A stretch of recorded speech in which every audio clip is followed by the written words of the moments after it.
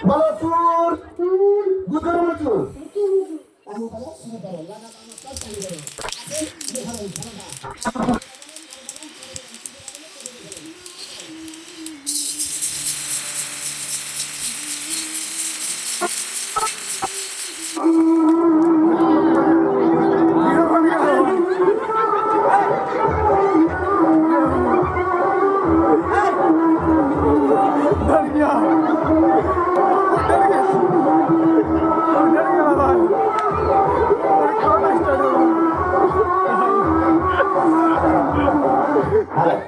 আমার মাসি যে কি বললো হ্যাঁ